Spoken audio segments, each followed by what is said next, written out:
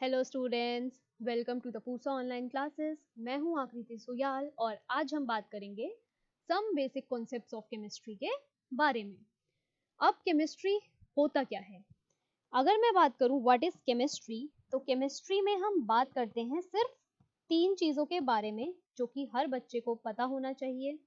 जो आपका होता है, first one is your composition. बच्चों, कंपोजिशन का मतलब क्या है?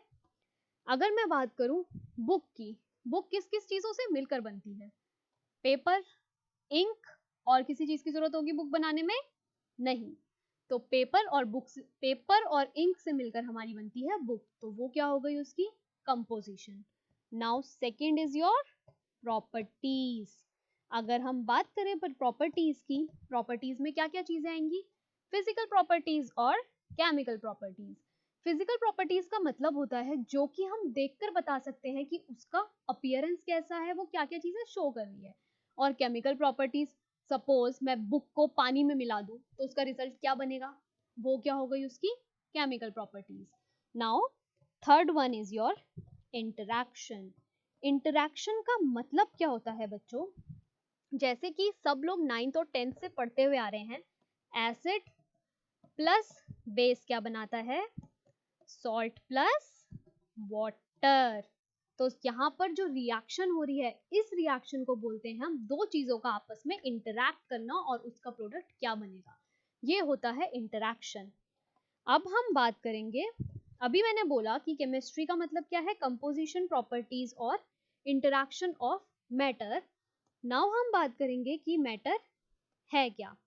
अब अगर मैं आप लोगों से पूछूं कि मैटर क्या है, सब बच्चे ये चीज 9th और 10th में पढ़ते हुए आए हैं कि matter is anything that has mass and occupies your volume.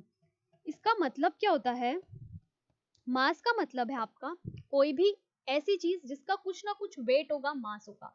ये मैं आपको बाद में बताऊंगी कि वेट और मास में फर्दर डिफरेंस है क्या। अभी के लिए ये समझ लो, किसी भी चीज का कुछ ना कुछ मास और वेट होना बहुत ज्यादा जरूरी है। एंड सेकेंड इज योर, उसका कुछ ना कुछ वॉल्यूम होना चाहिए, वो चीज मैटर होगी। एग्जाम्पल मैंने आपको अभी बताए थे, बुक हो गया, पेन हो गया। बच्चों, मेरी राइटिंग बहुत ज्यादा खराब है तो प्लीज ज्यादा कोई उस पर ध्यान नहीं देगा। सब कोशिश करेंगे कि मैं जितनी भी चीजें यहाँ पर समझा रही हूँ वो आप लोगों को समझ में आनी चाहिए। अब अगर मैं बात करूं मैटर की, मैटर ना बेटा क्लासिफाइड होता है दो चीजों में। जैसे एक आपका है, मैटर की दो क्लासिफिकेशन होती है। एक होती है किस बेसिस पे? उसके फिजिकल अपीयरेंस पे, मतलब कि वो दिखता कैसा है, वो दिखेगा कैसा और उसकी क्या क्या कैरेक्टरिस्टिक्स ऐसी हैं जो कि आप देख के पता लगा सकते हो। ये सबको क्लियर है? और सेकंड इसकी होती है माइक्रो लेवल पे। अब माइक्रो क्या होता है ये मैंने आप लोगों को बताना भूल गई, पहले आप एक चीज सुनिए। मैटर क्या है? मैटर किसी ना किसी चीज को मिल मिलकर बन रहा है। वो जो स्मॉल पार्टिकल्स जिनसे मिलके मैटर बनता है ना, उसको हम क्या बोलते हैं? एटम्स या फिर मॉलिक्यूल्स। तो जो इसकी सेकंड क्लासिफिकेशन का बेसिस है वो है माइक्रोस्कोपिक लेवल पर। तो चलो आज हम स्टार्ट करते हैं पहले उसके फिजिकल अपीयरेंस के ऊपर। So today on the basis of physical appearance की अकॉर्डिंगली अगर मैं बात करूं आपकी, तो ये 3 तरीके का होता है बच्चों। सब लोग साथ साथ लिखेंगे इस चीज को, ऐसे चार्ट बनाएंगे। पहला क्या है आपका? सॉलिड स्टेट, सबको पता है, liquid state and third one is your gaseous state. अब देखो, इन 3 चीजों के बारे में सब बच्चों ने पढ़ा है। 7 से ये चीज आने लग जाती है कि 3 स्टेट्स हैं, फिजिकल, सॉलिड, लिक्विड। अब बोलोगे मैम ये आप क्या पढ़ाने लग गए, बहुत बोरिंग है, पढ़ा हुआ है। बट ये बेसिक्स हैं बेटा, मैं एक बार रिवाइज सबको करवाना चाहूंगी। सॉलिड का सबसे पहला पॉइंट क्या होता है? Fixed shape and volume. मतलब इसकी शेप एंड वॉल्यूम को हम लोग चेंज नहीं कर सकते। अगर मैं बात करूं किसी वुडन ब्लॉक की, वुडन ब्लॉक का वॉल्यूम चेंज कर सकते हो तुम लोग? नहीं ना, तुम लोग उसको तोड़ोगे तो वो छोटा हो जाएगा, तुम अपने आप उसका वॉल्यूम चेंज नहीं कर सकते। दूसरा, उसकी शेप भी फिक्स होगी, वो चेंज नहीं होती, ठीक है। लिक्विड में क्या होगा, बताओ खुद लोग सोचो सब लोग। इसकी शेप फिक्स नहीं होती बट इसका वॉल्यूम फिक्स होता है। अब वो मैं बताऊंगी तुम्हें क्यों होता है। Fixed volume but no fixed shape. इसका मतलब क्या है बेटा, अगर मैं बात करूं किसी लिक्विड की, सपोज तुम कोल्ड ड्रिंक की बात कर लो, बच्चों को बड़ी पसंद है। अब कोल्ड ड्रिंक जब बॉटल के अंदर रखी हुई है तो उसकी शेप कैसी है, बॉटल की। जैसी आपके घर में गेस्ट लोग आते हैं, आप लोग क्या करते हो, उसे ग्लास में निकाल के देते हो।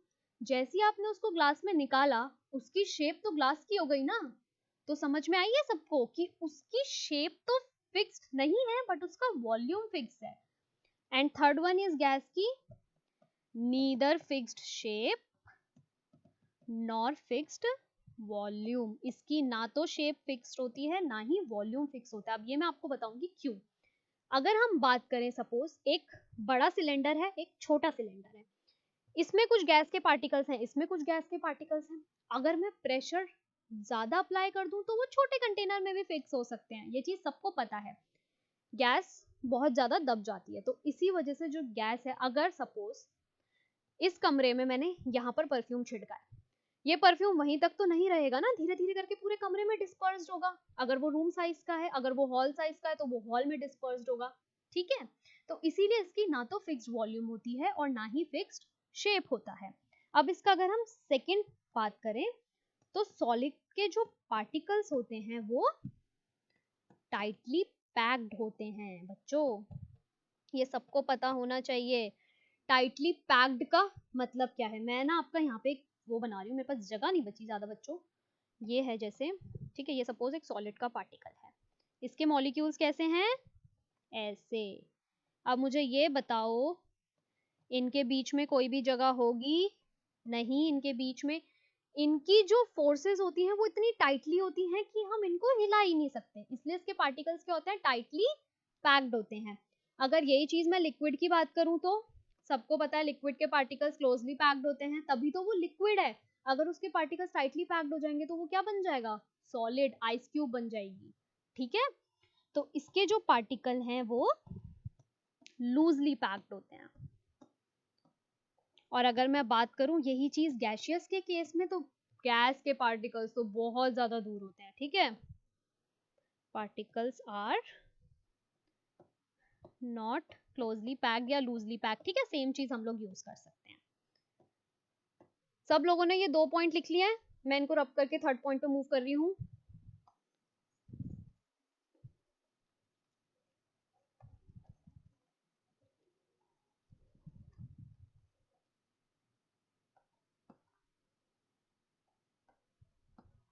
अब अगर जब थर्ड पॉइंट की बात है, तो जितने भी पार्टिकल्स होंगे अगर उनके बीच में स्पेस ही नहीं है तो क्या मैं उनको कंप्रेस कर पाऊंगी, नहीं। तो थर्ड पॉइंट क्या है सॉलिड का, दे आर नॉट कंप्रेसेबल। बच्चों लिक्विड कंप्रेस हो पाएगा क्या, नहीं हो पाएगा, क्योंकि लिक्विड के भी पार्टिकल्स दूर तो हैं बट हम उसको कंप्रेस नहीं कर सकते, ठीक है। ये चीज सब बच्चे याद रखेंगे, बहुत बच्चे कंफ्यूज होते हैं इसमें। कोई भी ये नहीं लिख के आएगा कि लिक्विड के पार्टिकल्स कंप्रेसेबल होते हैं, नॉट कंप्रेसेबल, ठीक है। और गैस के पार्टिकल्स हो पाएंगे, ये तो मैंने आपको अभी ऊपर वाले पॉइंट में ही बताया है कि गैस के पार्टिकल्स बहुत ज्यादा दूर दूर होते हैं, अगर मैं उनको प्रेशर दूं तो वो पास पास पास पास पास पास आने स्टार्ट हो जाते हैं, तो ये हाईली कंप्रेसेबल होते हैं। Now further is your fourth point. अब अगर पार्टिकल्स बिल्कुल पास हैं, मूव ही नहीं कर सकते, है ना। अगर मैं आपको बस में बहुत ज्यादा भीड़ भर के घुसा दूं तो क्या आप लोग बस में हिल डुलने की जगह मिलती है, नहीं मिलती ना। तो particles do not move, but यहाँ पर बच्चों एक पॉइंट आएगा। अब हम बोल रहे हैं पार्टिकल्स मूव नहीं करते, बट जब आप लोग बस में खड़े होते हो, क्या आप अपनी जगह पे रैंडम मोशन में होते हो, बस ब्रेक मारेगी, बस चलेगी, तो हिलते तो है ना लोग धीरे धीरे। तो इसके पार्टिकल्स के पास भी क्या होता है, ये मूव तो नहीं कर सकते बट ये अपनी ही पोजीशन पे क्या करते हैं, वाइब्रेट करते हैं। But they vibrate in their position. ठीक है, सब बच्चे याद रखेंगे ये पॉइंट।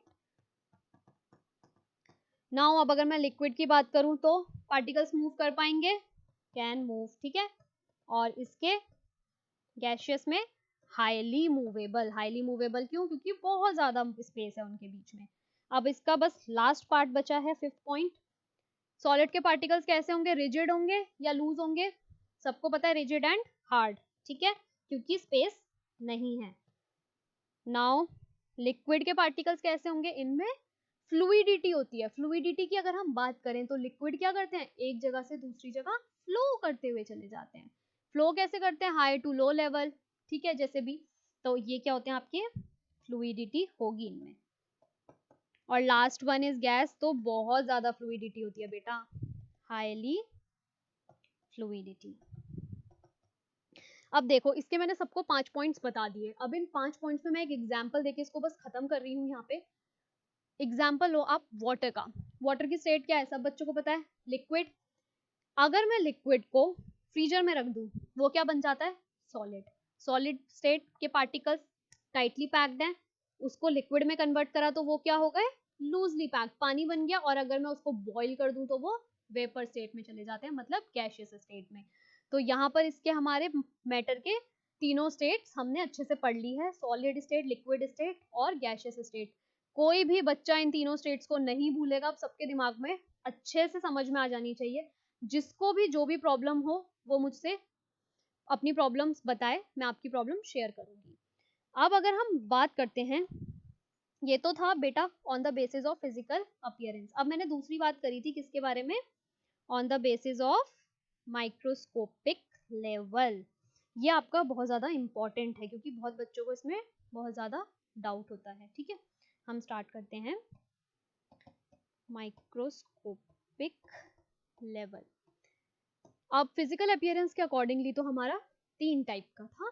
अब बच्चों अगर हम बात करते हैं आपका माइक्रोस्कोपिक लेवल पर, तो ये होते हैं हमारे फर्दर कैटेगराइज्ड इनटू, सॉरी हाँ ये थोड़ा ज्यादा बन गया, इसको हमें फर्दर भी क्लासिफिकेशन करना है। सो चलो, एक पार्ट इधर एंड एक पार्ट इसका आपको इधर दिख रहा है ना सब बच्चों को ये?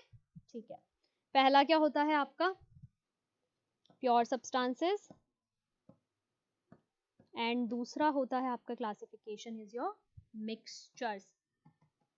अब कोई भी बच्चा ये नहीं बोलेगा प्योर सब्सटेंसेस का मतलब कि उसमें सिर्फ एक ही चीज होगी, ठीक है। कोई भी ये टर्म यूज नहीं करेगा। यहाँ केमिस्ट्री की प्योरिटी और जो तुम लोग नॉर्मल लाइफ में अपनी प्योरिटी यूज करते हो, दोनों बहुत अलग चीजें हैं, वो मैं अभी समझा रही हूँ कैसे।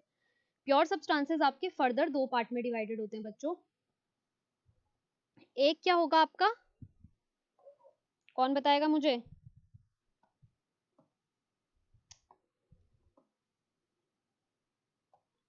एक सेकेंड, हाँ बेटा, कौन बताएगा मुझे? एलिमेंट्स। और दूसरा क्या होता है? कंपाउंड्स, ठीक है। अब हमारे एलिमेंट्स क्या होते हैं? एलिमेंट्स की अगर हम बात करें तो एलिमेंट्स क्या होते हैं? जब 2 एटम्स आपस में कंबाइन करते हैं ना, तो वो एलिमेंट्स बनाते हैं। जैसे मैं बात करूं, ये है ऑक्सीजन और ये है ऑक्सीजन। ये दोनों आपस में देखो बच्चों जुड़ रहे हैं, जुड़ के बनाते क्या है? O2। O2 is your element. तो एलिमेंट में बेसिकली एक, हाँ, तो O2 क्या है? यहाँ पर हमारा एलिमेंट है, ठीक है। अब एलिमेंट क्या है आपका? ये देखो सब यहाँ पर लिखेंगे कि जितने भी एलिमेंट है वो बनते सेम एट, बच्चों मेरा ना मार्कर पता नहीं क्यों नहीं चल रहा, हाँ,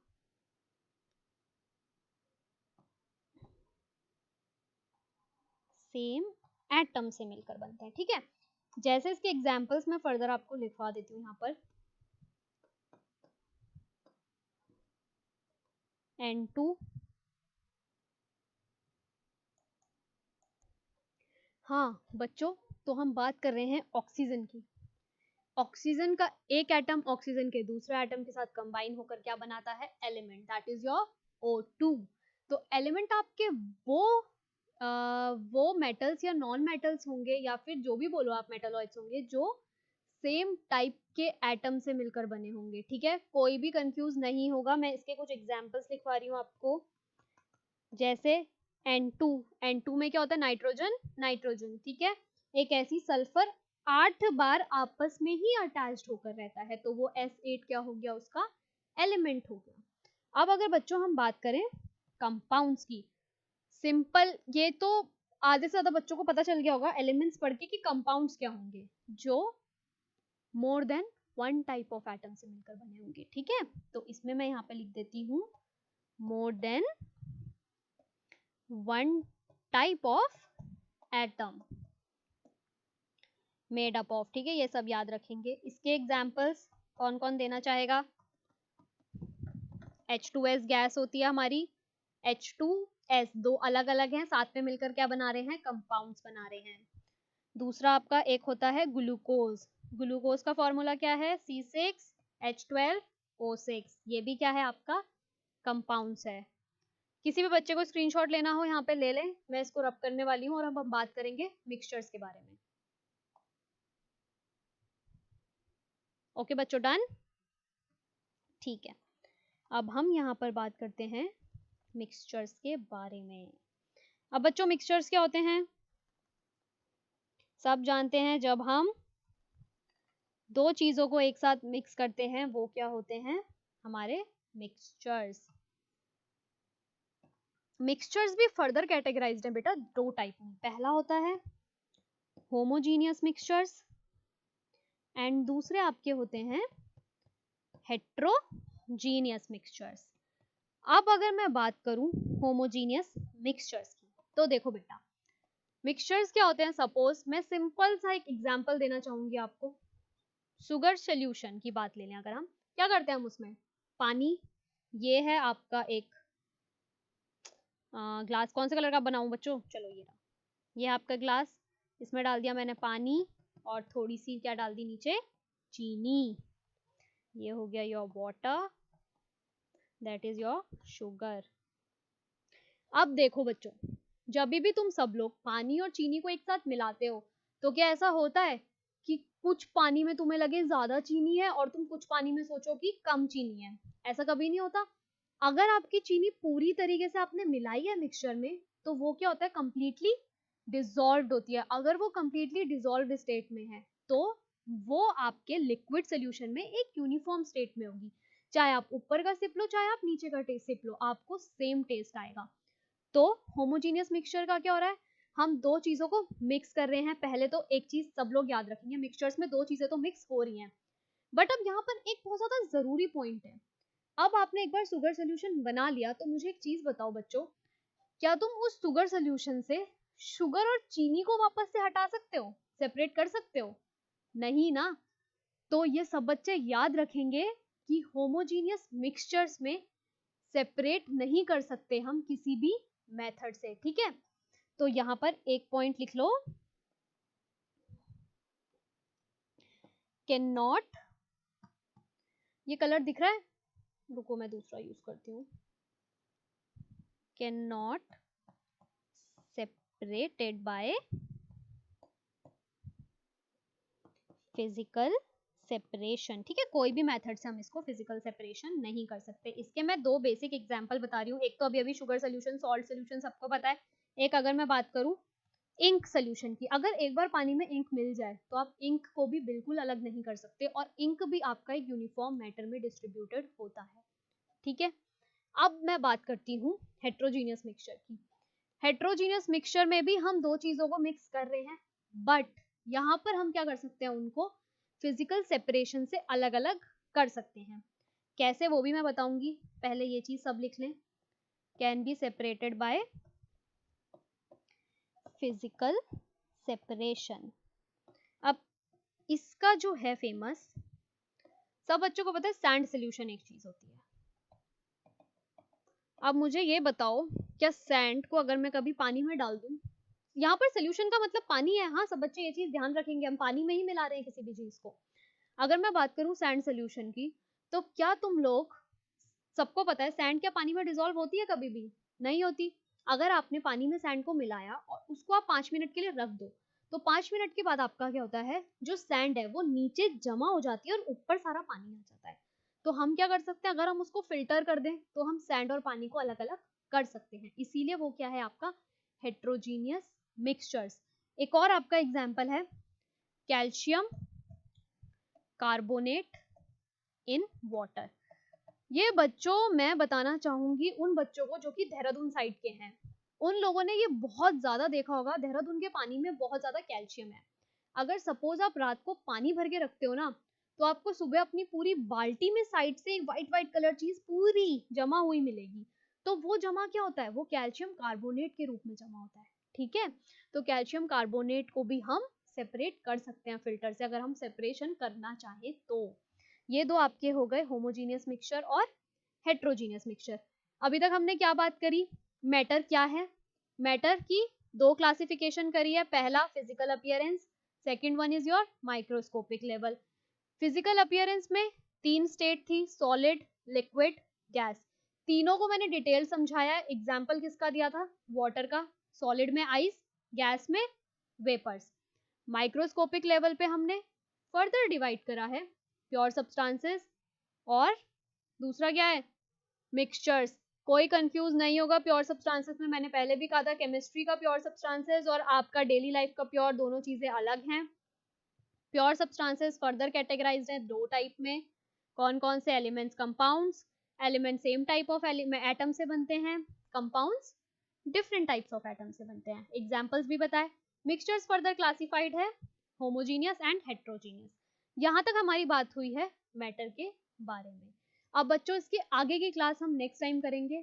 थैंक यू सो मच। अगर आपको पसंद आए तो देखिए, फर्दर शेयर करिए। Thank you so much.